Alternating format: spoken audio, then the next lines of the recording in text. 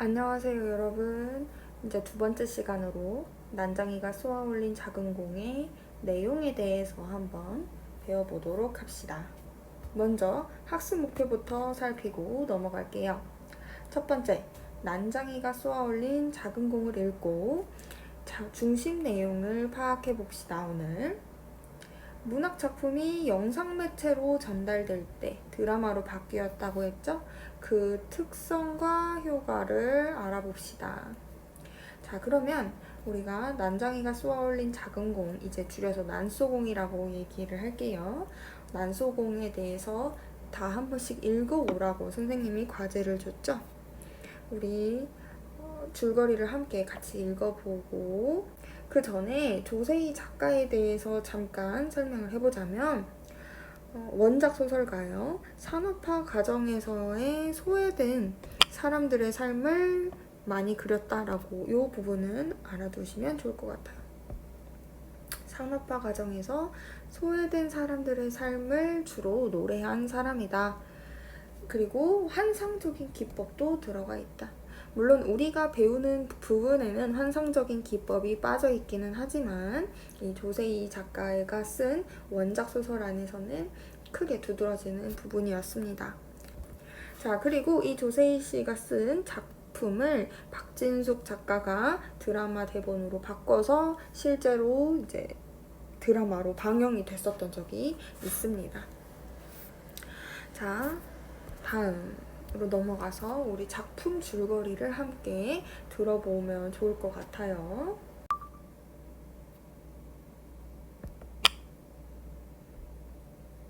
난장이가 쏘아 올린 작은 공. 조세희 원작, 박진숙 극본.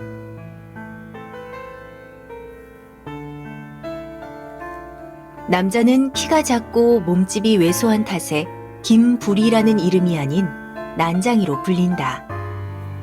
수도 배관공으로 일하며 열심히 살아가지만 많은 이들은 그를 조롱의 대상쯤으로 여긴다. 그래도 그에게는 사랑하는 아내와 큰아들 영수, 작은아들 영호, 막내딸 영희가 있어 버틸 수 있다. 엄마에게도 남편과 아이들이 전부이다. 가족을 위해 온갖 허드렛 일도 마다치 않는다.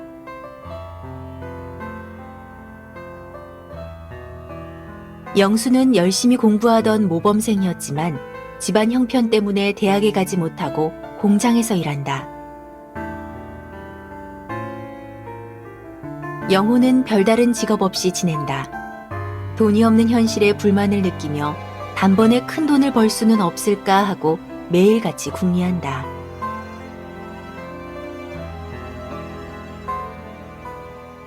영희도 영수와 같은 공장에 다닌다. 시끄러운 기계음 속에서 졸음 깨는 약까지 먹으며 일하지만 월급은 밀린 지 오래다. 난장이네가 사는 곳은 무허가 판자촌인 행복동이다. 이곳으로 이사 올 때만 해도 가족은 모두 행복했다. 주거지역으로 허가를 내주겠다는 국회의원들의 말도 철석같이 믿었다. 그러나 지금 이곳은 무자비하게 철거 작업이 이어지고 있다. 입주권이 있더라도 이사갈 돈이 없는 사람들은 길거리에 나앉을 수밖에 없다. 이 틈을 노린 투기업자 김 사장은 헐값에 입주권을 사들이며 재개발 사업을 진행한다.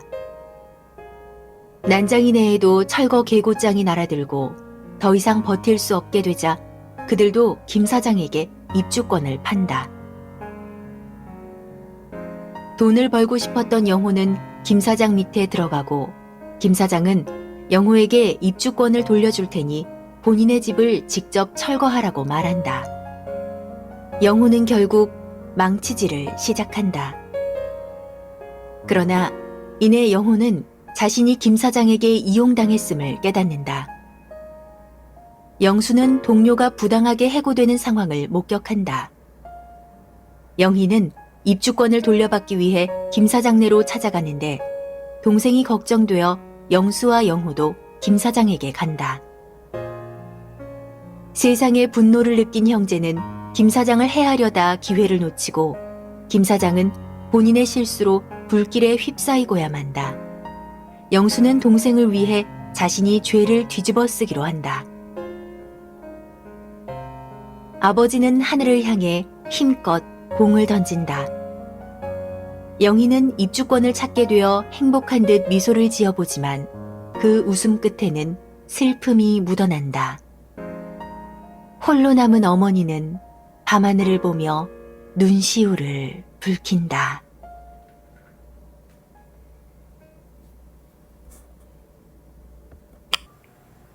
자, 그러면 이제 교과서에서 작품을 보고 돌아와 보도록 합시다. 자, 난장이가 쏘아 올린 작은 공은 여기 위에 짧게 써져 있죠? 가족의 고달픈 삶을 통해 1970년대 한국 사회의 모습을 그린 소설을 원작으로 한 드라마이다. 전달 매체의 특성이 표현과 심리적 가치에 어떻게 반영되는지. 자, 전달 매체의 특성. 우리는 그 중에서도 영상 매체, 그 중에서 드라마로 표현된 것이 어떻게 달라지고 어떻게 가치를 가지는지 고려해 봅시다. 자, 난소공. 이제 줄여서 난소공이라고 부를게요. 우리가 극갈래의 특징에 대해서 지난 시간에 배웠으니까 그 극갈래의 3요소인 해설, 대사, 지시문이 도대체 어떻게 드러나는지 한번 파악을 해보고, 그리고 갈등의 중심 3요소인 인물, 사건, 배경을 파악하면서 내용을 파악하도록 합시다. 자, 일단 인물, 난장이, 어머니, 영수, 영호, 영희 이렇게 아예 극갈래는 대본의 등장인물을 그대로 설명하고 있죠. 자, 앞부분의 줄거리를 읽어보니 영수, 영호, 영희 남매의 가족은 무허가 판자촌에 집을 짓고 살고 있대요. 허가받지 못한 그런 공간이네요. 자기의 집을 제대로 가지고 있지 못한 가난한 처지에 처해 있다는 것을 알 수 있죠. 수도 배관공인 아버지, 일을 열심히 하고 계시네요. 키가 작아서 주변 사람들에게 난장이라고 놀림을 받아요. 아버지가 신체적 장애를 가지고 계셔서 사회적으로 사람들에게 놀림을 받고 있다. 아버지는 가족을 위해 열심히 일하지만 집은 늘 가난하다. 네, 수도 배관공인 아버지는 키가 작아서 주변 사람들에게 난장이라고 놀림을 받는데요. 아버지는 열심히 일하지만 집은 늘 가난해. 네. 아이고. 영수와 영희는 학업을 중단하고 이제 학교도 못 나가네요. 공장에서 일을 시작했지만 집안 사정은 별반 달라지지 않아요. 여전히 가난한 처지에 있네요. 엎친 데 덮친 격으로 설상가상이라고 하죠. 설상가상으로 아파트 개발 계획이 발표되어서 무허가 판자촌이라고 했죠. 허가를 받지 못한 영순의 집이 철거될 위기에 처해 있다. 자, 우리 이 소설, 이 작품 속에 중심 사건이 드러나 있네요. 자, 그러면 이 갈등의 3요소인 인물, 등장인물들, 우리 가난한 난장이 가족들, 그리고 사건, 철거될 위기에 처해 있네. 그리고 배경은 70년대 산업화 시대이다 라는 거, 그리고 그 중에서도 판자촌이라는 것을 알 수가 있었네요. 자, 씬 넘버 12네요. 지금 우리 극갈래 특징으로 볼 수 있는 장면 번호가 나와 있죠. 이 장면이 시나리오의 구성 요소가 된다라고 했으니까 하나의 그 장면을 보여줄 때 어떤 부분을 보여줘라 라고 이렇게 대사가 나오는 거죠. 자, 난장이네 집 마당이라고 하는 걸 보니 이 부분은 씬 넘버 옆에는 장소가 나타나고 밤이라는 시간을 함께 보여주는구나를 알 수 있었습니다. 난장이와 어머니는 마당에 있는 평상에서 저녁을 먹고 있다. 집으로 들어오는 영호, 밥상 앞에 털썩 앉는다. 자, 요 부분은 선생님이 지금 소리내서 읽었는데 요 부분을 뭐라고 해요? 그렇죠. 해설이라고 합니다. 이 해설은 선생님이 지난 시간에도 얘기했듯이 등장인물로 누가 해설이 딱 역할을 받아서 읽어주는 것이 아니라 이 작품을 연기하는 사람한테 설명을 해주거나 아니면 이걸 극대본으로 읽는 독자한테 어떤 장면일 거예요 라고 떠올리게 하는 거예요. 그러면 그냥 이 스크린의 화면에 보이는 그 장면에 대해서 이 장면 이제 관객들이 이렇게 보고 있을 때 실제로 뭐 여기 평상 위에 가족이 이렇게 앉아 있고 그리고 영호가 들어와가지고 여기 털썩 앉는 장면이다 이렇게 설명을 해주는 거죠. 이 해설이. 자, 영호 땡땡 하고 밥상을 보며 아이고 이거 어디 먹고 힘쓰겠나 이렇게 얘기를 시작하는데 지금 요 부분이 우리가 흔히 알고 있는 대사이고 그리고 밥상을 보며 이 괄호 안에 있는 내용이 바로 지시문이 되겠네요. 자, 이렇게 되어 있는 이런 모습으로 되어 있는 게 해설과 대사, 지시문, 극갈래의 세 가지 요소라는 것을 보고 넘어가 보도록 합시다. 자, 내용적인 거는 우리가 한번 읽고 왔으니까 중요하게 같이 보고 넘어가는 부분만 좀 읽어보도록 할게요. 지금 요 100페이지에 있는 부분은 영호와 어머니가 이제 집에서 평상 위에서 고기 반찬 좀 먹읍시다 라고 하니까 어머니가 그럼 너는 일을 해와라. 일해오면은 고기 반찬 해줄게 라고 얘기하고 있네요. 자, 옆에 넘어갑시다. 101페이지. 자, 지금 보니까 교과서가 친절하게 옆에 사진으로 어떤 장면이었는지를 보여주고 있죠. 이러한 장면들을 나타내는 이 드라마라고 생각을 하면 됩니다. 자, 그래서 영호가 어머니가 이제 영호한테 너 일해와라 라고 하니까 나 김영호예요. 나는 시시한 거 안 해. 라고 약간의 허세끼가 섞인 그런 말들을 하고 있는 걸 보니까 성격을 알 수 있겠네요. 이 친구는 허세가 가득하다. 허세가 있다. 그리고 뭔가 불평불만이 가득하죠. 불만이 가득하다. 지금 이렇게 선생님이 성격에 대해서도 파악을 했는데 뭐를 가지고 파악을 했어요? 누군가가 영호는 허세가 가득한 사람이에요 라고 직접 전달해 주는 게 아니라 우리가 영호의 대사를 읽고 그리고 영호의 말투라든지 행동을 통해서 대사와 행동을 통해서 인물의 성격을 알 수가 있더라. 인물의 성격을 알 수 있다. 자, 요것도 이 극갈래가 가지는 특성이죠. 그죠? 우리가 만약에 소설로 읽었다면 누군가가 말을 대신 해줬거나 그죠? 그런 식으로 파악을 했어야 되는데 이 영호라는 인물이 내뱉는 말과 행동을 통해서 우리가 성격을 파악할 수 있다. 자, 또 중간에 해설이 있네요. 장면을 해설을 했는데 통장이라는 새로운 인물이 난장인의 안으로 들어왔대요. 요 부분인가요? 요 분인가 봐요. 요 사람. 그래서 어머니가 통장님을 놀라서 이제 맞고 그리고 통장님이 뭐를 줍니까? 철거 개고장 일세 하고 철거 개고장을 줍니다. 자, 철거 개고장이라는 거는 이 집을 철거하라는 그런 내용을 재촉하는 문서죠. 그러면 이 집이 난장인의 집이 철거될 위기에 처해 있는 그런 주요 사건인데 그 사건을 더 부각시켜주는 그런 소재가 되겠네요. 그죠? 이 난장인의 가족한테는 우리 집 잘 살고 있는데 어디 이사갈 돈도 없는데 갑자기 집을 철거하라니 이 난장인의 가족한테 시련이 될 거예요. 그죠? 자, 계속 봅시다. 불안한 눈으로 개고장을 바라보는 어머니와 난장이 여기 옆에 장면이 있네요. 이내 난장이는 떨리는 손으로 철구 개구장을 받아들인다 하고 옆에 중요하게 클로즈업이라고 되어 있죠. 자, 요런 것들을 뭐라 그러느냐, 우리 영상 촬영을 할 때 특별하게 사용할 수 있는 영상 기법이 있다고 했죠.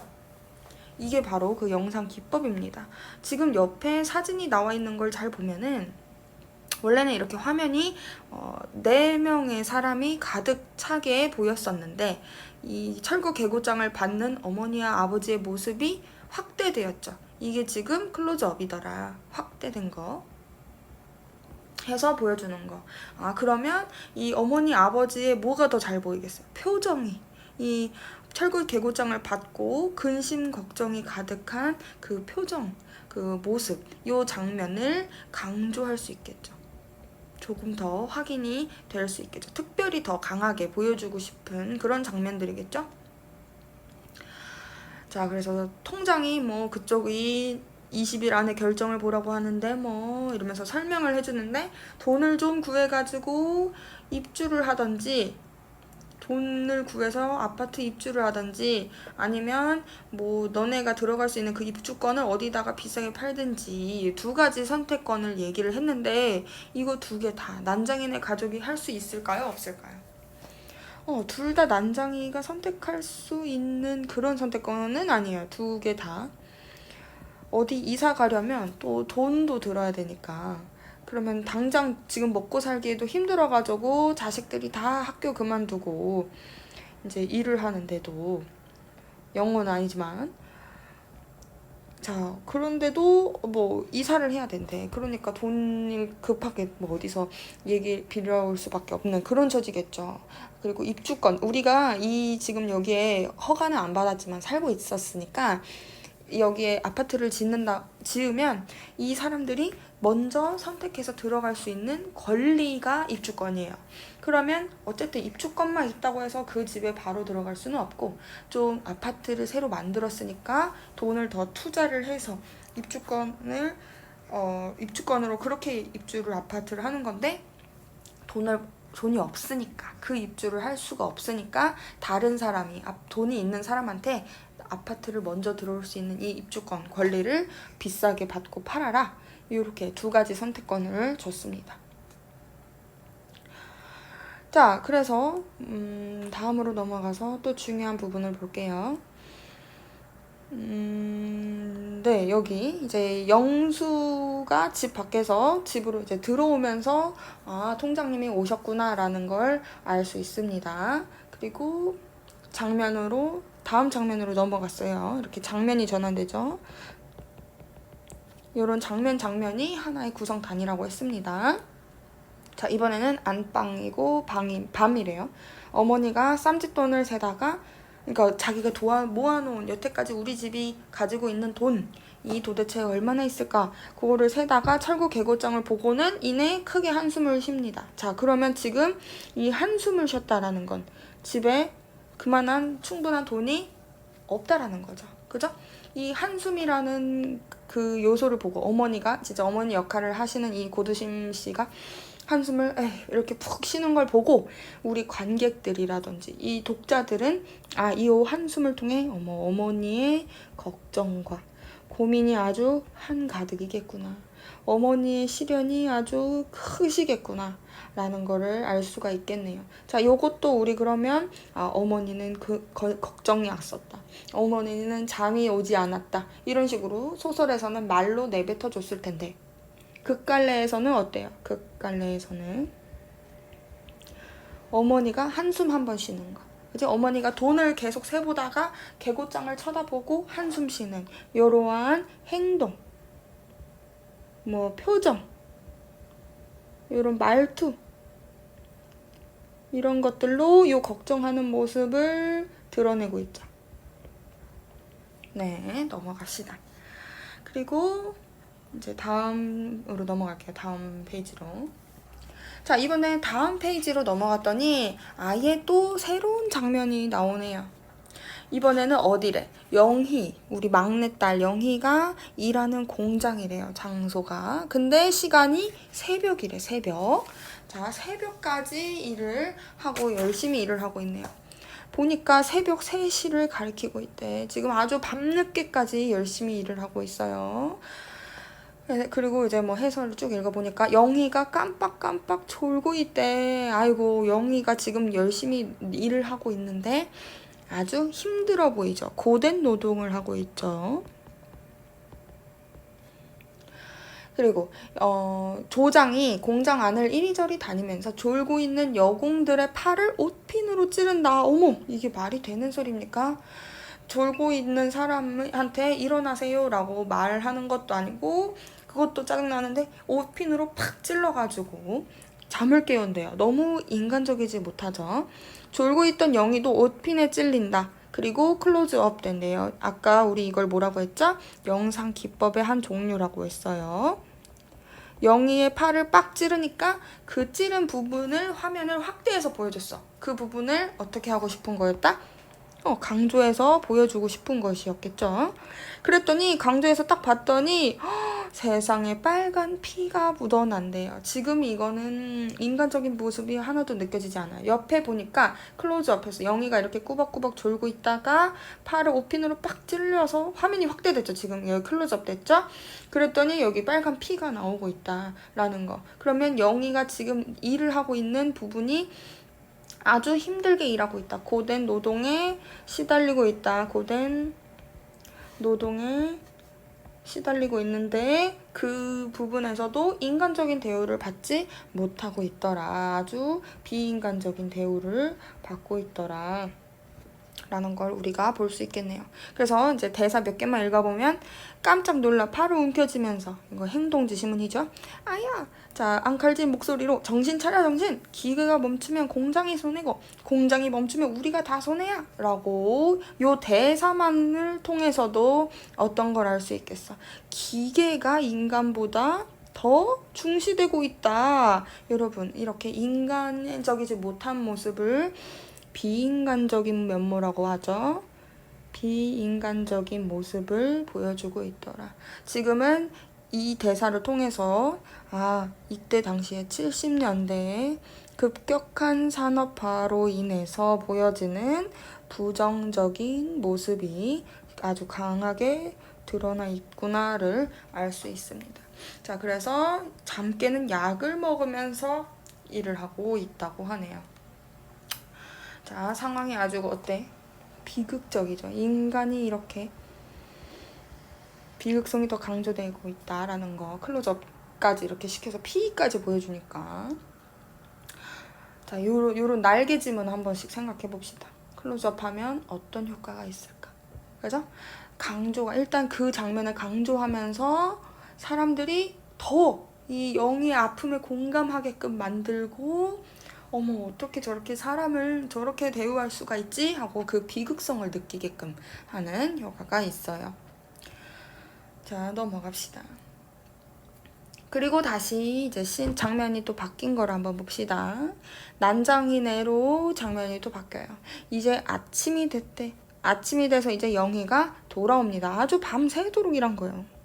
이거 학교 그만둔 우리 영희가 막내딸이 학교 다니고 있어야 되는데 이렇게 밤을 새고 일을 하고 돌아오다니 너무 마음이 아픕니다. 그랬더니 집에 돌아왔더니 또 어머니가 걱정에 콩나물 다듬기를 멈추고 또 한숨을 쉬신대요. 아이고, 이 한숨은 또 뭐 때문에 그럴까? 그죠? 아까 좀 전에 봤던 것처럼 어머니의 걱정이 아주 그냥 이만저만이 아니야. 그죠? 계속해서 행동과 표정이라든지 말투 이런 것들로 드러내고 있어요. 그래서 엄마 하고 불렀는데 엄마가 기운이 없어. 이제 오냐 이러고. 그래서 이제 엄마가 영희한테 다 얘기해 주겠죠. 자, 아래를 또 보니까 영우가 이런 말을 합니다. 미련 없이 뜨는 거야. 미련 없이. 행복동 이름부터가 웃겼다고. 자, 이 작품에 대해서 공부를 하게 되면 행복동이라는 말이 장치가 이제 배경인데 엄밀히 따지면 낙원구 그 안에 있는 행복동이에요. 아이고, 자, 이름이 어때? 낙원, 지상낙원, 아주 행복한, 사람이 살기 좋은 그런 말, 낙원이라고 하잖아요. 그리고 행복, 사람들이 행복하다라고 동네 이름이 낙원구 행복동이다라고 작가가 설정을 했어요. 실제로 근데 이 낙원구 행복동 안에 사는 사람들은 다 난장이와 비슷한 처지의 사람들일 텐데 이름이 나타내는 것은 반어적인 효과가 있죠. 그래서 실제로 여러분들한테 소설을 읽어보게끔 이렇게 기회를 줄 텐데 거기에서는 실제로 철거 계곡장을 모습을 보여주는 부분이 있습니다. 한번 중심적으로 봐보세요. 자, 그리고 이제 계속 걱정을 하고 있는 가족들의 모습이 보여집니다. 다음 페이지로 넘어가 보도록 합시다. 자, 이번에는 영호와 영수가 대화를 하고 있는데 요 장면은 책에서는 없었던 부분이었어요. 자, 실제로 책에서 있긴 있는데 조금 영호의 성격이 조금 말투가 이렇게 톡톡 쏘는 말투로 나와가지고 좀 다르게 느껴지죠. 이것도 이제 학습 활동을 하면은 요 부분에 해당되는 모습을 이렇게 소설 지문을 실어놨는데 여러분이 한번 비교해 봅시다. 영호가 영수한테 책 속에 해답이 있는 거라면서 하고 책만 읽고 있는 영호에 대해서 비꼬고 있죠. 그랬더니 영수는 일어나는 영호한테 너는 취직 자리는 알아보고 있는 거냐 이러면서 형제가 이런 식으로 대화를 나누고 있습니다. 자, 이거는 이제 학습 활동을 하면서 여러분이 다시 확인해 볼게요. 자, 마지막 부분을 보고 오늘 수업을 정리해 보도록 할게요.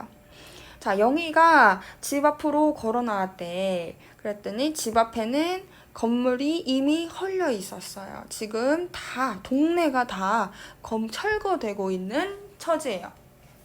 동네 전체가 공사판이고 홍무덕이다. 걸어가던 영희의 눈에는 쓰러진 꽃이 보인다. 여러분, 꽃이라는 상징물이 쓰러져 있다라는 것은 긍정적인 느낌보다는 부정적인 느낌을 많이 주죠. 생명이 쓰러져 있다라는 거니까. 근데 그 꽃을 영희가 어떻게 다시 세워서 땅에 묻어줬대요. 그러면 쓰러진 꽃, 이 부정적인 거, 예를 들면 영희네 집에 닥친 시련이라든지 고난이라든지 하는 이런 것들을 다시 영희가 세워서 땅에 묻어 있으니까 이것은 시련과 고난을 이겨내 보고 싶다는 작은 희망을 가지는 모습을 상징적으로 나타낸다. 이렇게 볼 수 있겠죠. 자, 교과서에는 여기까지 실려 있고 뒷부분엔 그럼 어떻게 되느냐?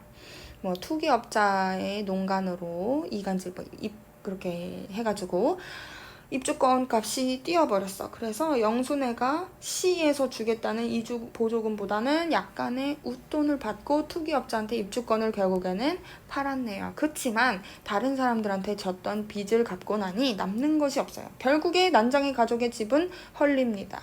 어머니는 허드렛 일을 하고 영수와 영희는 공장에서 일하면서 생계를 이어나가고 아버지도 일하고 돈을 벌곤 했지만 사람들의 무시와 편견으로 할 수가 없게 됐습니다.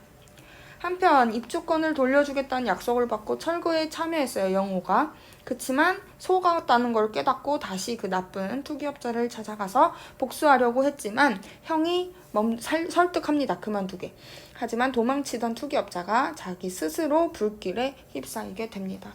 그래서 첫째는 영호를 지키기 위해서 방아쇠를 대신 뒤집어 쓰기로 하는 것으로 마치게 됩니다. 자, 여기까지 우리가 난장이가 쏘아올린 작은 공 드라마 매체를 한번 정리해봤어요.